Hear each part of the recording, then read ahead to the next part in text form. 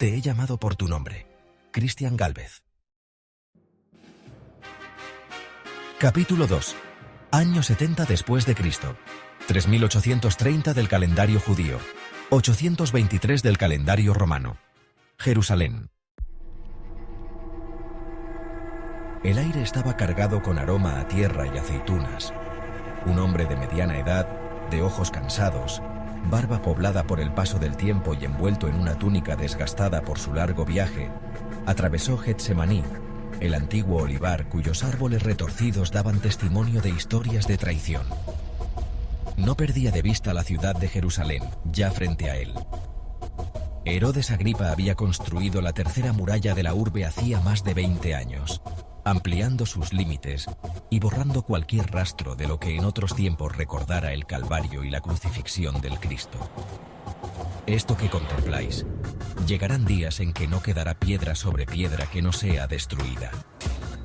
Profetizó Jesús de Nazaret. Habían pasado 40 años desde el día en que la tierra tembló bajo el peso de la muerte de un hombre inocente al que no llegó a conocer. La tensión en aquella región era palpable. Los campamentos romanos allí presentes, testimonio de la expansión del poder del imperio, no eran sino un claro presagio de la inminente perdición que se cernía sobre la ciudad. Y, sin embargo, era el lugar donde él necesitaba estar, por mucho que los tiempos de los milagros resonaran en la lejanía. Con sus imponentes muros de piedra alzándose como centinelas eternos, Jerusalén se extendía sobre un terreno escarpado, en pleno corazón de Judea. Las calles estrechas y sinuosas, pavimentadas con cantos rodados, eran testigos silenciosos de un flujo constante de personas de todos los orígenes: comerciantes, peregrinos, rabinos, legionarios romanos y habitantes locales. Sus conversaciones en hebreo, arameo, griego y latín eran como una sinfonía de idiomas que narraban la riqueza cultural de la ciudad. Mientras caminaba hacia Jerusalén, encontró una mezcla de emociones entre la gente. Algunos tenían hambre y los ojos vacíos por la escasez de alimentos, mientras que otros deambulaban en la incertidumbre. El asedio romano estaba a punto de cobrarse su precio, y la desesperación estaba grabada en los rostros de aquellos con quienes se cruzaba. Los miembros del cuerpo de infantería se movían de un lado a otro. El hambre y el desaliento de la gente fuera de la ciudad también se reflejaban en los ojos cansados de varios legionarios romanos. Algunos de ellos también quedaron atrapados en las garras de un conflicto inminente, y su deber para con el imperio se antepuso a sus propios deseos y temores humanos. Finalmente, el hombre llegó a la Puerta de las Ovejas, junto al estanque de Betesda, al norte de la ciudad. El lugar donde Jesús de Nazaret curó a un paralítico, recordó el viajero. Los muros de Jerusalén, que alguna vez fueron un símbolo de seguridad, ahora parecían alzarse sobre la ciudad como una presencia inquietante. Tan frágiles, tan débiles. La guardia romana estacionada en los accesos mantenía una determinación férrea mientras regulaba el flujo de personas que entraban por las puertas.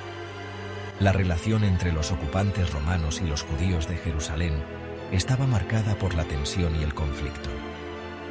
La carga tributaria romana era una fuente constante de resentimiento, y las diferencias culturales y religiosas exacerbaban frecuentemente las fricciones. Aquel hombre se tornó inquieto cuando permitieron su entrada a la ciudad sitiada. La percepción de refugio en Jerusalén se vio ensombrecida por la intuición de que, una vez dentro, sería imposible salir.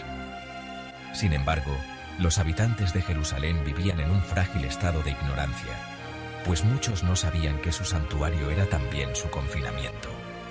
La sospecha flotaba en el aire como un pesado sudario, pero sus vidas transcurrían con una pátina ilusoria de normalidad. Observó el águila romana, símbolo del imperio, sobre los estandartes de la fortaleza Antonia, construida por Herodes y nombrada en honor a Marco Antonio. Aquella guarnición militar dominaba el paisaje del norte del templo, recordando constantemente a los habitantes de Jerusalén el poder de Roma. Sin embargo, El corazón de Jerusalén seguía palpitando en el monte del templo, donde se erigía majestuosamente el templo bajo el cuidado de los sacerdotes y levitas. Con su fachada embellecida de mármol blanco y oro, reflejaba el sol de la mañana, deslumbrando a todos los que lo contemplaban. Era el epicentro espiritual de los judíos, donde las ofrendas y sacrificios a Yahvé eran realizados con gran ceremonia. Los escalones del templo se llenaban desde el amanecer con aquellos que venían a rezar, enseñar y debatir las escrituras. Aunque el gobierno local estaba en manos de autoridades judías como el Sanedrín, los prefectos y procuradores romanos tenían la última palabra en asuntos de seguridad y política. Rodeó el foso que circundaba la fortaleza y se dirigió al sur, hacia la gran calle del mercado, cerca del palacio de Yosef ben Caifás. Mientras caminaba, el hombre se dejó embelesar tímidamente por las fuertes influencias romanas y helenísticas de algunas construcciones, muy de su agrado. Las casas de las clases más altas asiduamente rodeaban patios internos y estaban decoradas con mosaicos y frescos al estilo romano. Los barrios de la ciudad eran como esos mosaicos, cada uno con su propio carácter distintivo. En el barrio judío, las Batim ha-Knesset, las sinagogas, eran el centro de la vida comunitaria, donde los rabinos enseñaban y los fieles se congregaban para adorar.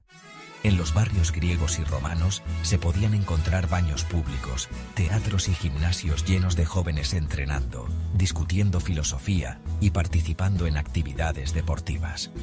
Sin darse cuenta de la gravedad de su situación, el pueblo de Jerusalén buscaba refugio en la aparente serenidad. Las calles estrechas estaban llenas de actividad mientras los vendedores saldaban sus productos, y las familias buscaban un respiro ante una inminente amenaza que acechaba más allá de sus murallas. Las risas se mezclaban con el aroma de las comidas especiadas y los habitantes de la ciudad abrazaban instantes fugaces de normalidad. Los niños jugaban en callejones polvorientos y sus risas inocentes disipaban momentáneamente el malestar prevaleciente que pesaba sobre el hombre, que acababa de acceder a una ciudad cuyo destino era demasiado incierto. Entre las sombras de carpas improvisadas y edificios encalados, mendigos y enfermos se reunían esperando la caridad de los más afortunados.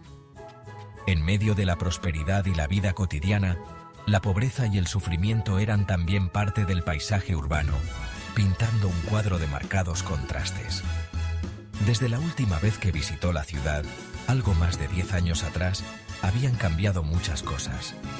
Otras, sin embargo, permanecían inmutables. Las arterias principales de Jerusalén estaban llenas de comerciantes, vendedores ambulantes y predicadores. Los mercados ofrecían una variedad de productos locales e importados, desde alimentos básicos hasta lujosos textiles y especias exóticas. En medio de la multitud, una visión inesperada detuvo al hombre en seco. Dos hombres se encontraban regateando precios a la entrada del bullicioso mercado. La mirada del viajero de la túnica los reconoció al instante, y una oleada de recuerdos latentes le invadió.